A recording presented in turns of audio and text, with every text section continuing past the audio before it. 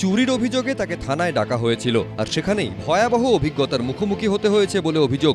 এক মহিলাকে থানায় ডেকে হেনস্থার অভিযোগ উঠল ইংরেজবাজার থানার অ্যাসিস্ট্যান্ট সাব ইন্সপেক্টরের বিরুদ্ধে। শুধু থানায় নয়, ওই পুলিশ অফিসার রাস্তাঘাটেও তাকে হেনস্থা করেছেন বলে অভিযোগ মহিলার। বাধ্য হয়ে জেলার পুলিশ সুপারের দ্বারস্থ হতে হয়েছে তাকে। অভিযোগকারী মহিলার দাবি, একটি বাড়িতে আয়ার কাজ করতেন তিনি। অসুস্থতার কারণে কয়েকদিন আগে সেই কাজ ছেড়ে দেন তিনি। কাজ ছাড়ার পর তার বিরুদ্ধে চুরির অভিযোগ তুলে ইংরেজবাজার থানায় যায় সেই পরিবার। এরপরই ভয়ঙ্কর অভিজ্ঞতার শিকার হতে হয় তাকে। কাজ ছেড়ে দেওয়ায় হঠাৎ করে আমার বাড়িতে পুলিশ নিয়ে আসে চুরির অপবাদ নিয়ে। পুলিশ এসে পুরো সার্চ করে ভিডিও করে, কিছু পায় না, তদন্ত করে দিয়ে পুলিশ আমাকে ডেকে পাঠায়। থানায় যাই আমি, তখন সেদিন কিছু বলে না পুলিশ অফিসার।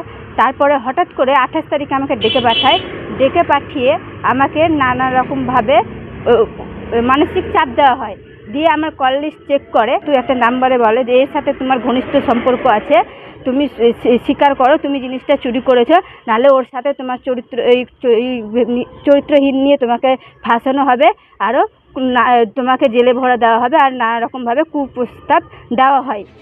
মহিলার আরও অভিযোগ, থানার ভেতরে মিথ্যে অভিযোগে ফাঁসানোর হুমকির পাশাপাশি তাকে ও তার পরিবারের সদস্যদের সাদা কাগজে সই করতেও বাধ্য করা হয়। তার দাবি, শুধু থানার ভেতরেই নয়, পথে ঘাটেও তাকে হেনস্থা করতে শুরু করেন অ্যাসিস্ট্যান্ট সাব ইন্সপেক্টর। আমি এখন বাজার টাজার বেরোতে দেওয়া হয় না।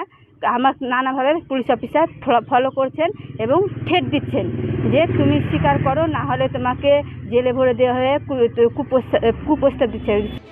একজন পুলিশ আধিকারিকের বিরুদ্ধে মহিলাকে হেনস্থার অভিযোগ সামনে আসতে শুরু হয়েছে রাজনৈতিক তরজা। একজন জেলা সভাপতি যখন পুলিশকে একবারে কুকথা বলছেন, তখন পুলিশ নিশ্চুপ। কিন্তু যারা প্রকৃত দোষী না, তাদেরকে ধরে এনে থানাতে নানা রকম বাজে কথা বলা, কুপ্রস্তাব দেওয়ার জন্য আজকে যে ভদ্রমহিলা এসপি অবধি পৌঁছেছেন, সেই জন্য সেই মহিলাকে আমরা 19 জানাচ্ছি।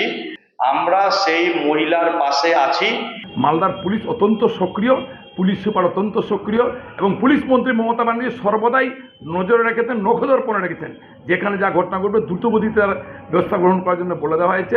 এ ধরনের যদি কোনো ঘটনা ঘটে থাকে, দোষীরা নিশ্চয়ই চূড়ান্ত শাস্তি পাবে। গোটা বিষয়টি নিয়ে মালদার পুলিশ সুপার জানিয়েছেন, একদিকে যেমন চুরির ঘটনার তদন্ত করছে পুলিশ, পাশাপাশি পুলিশ আধিকারিকের বিরুদ্ধে যে অভিযোগ হয়েছে সেই ঘটনারও তদন্ত করা হচ্ছে। কারুর বিরুদ্ধে দোষ প্রমাণিত হলে আইন অনুযায়ী ব্যবস্থা নেওয়া হবে। করুণাময় সিংহ, এবিপি আনন্দ, মালদা।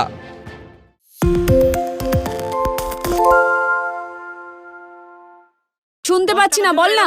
আরে 10 টাকাটা ব্যাপার নয়, আজকে 40 টাকা দিচ্ছি, কারণ 40 টাকা। বাংলা গলাবাজি চায় না, বাংলা খবর চায়। বাংলা খবর, বাংলার খবর।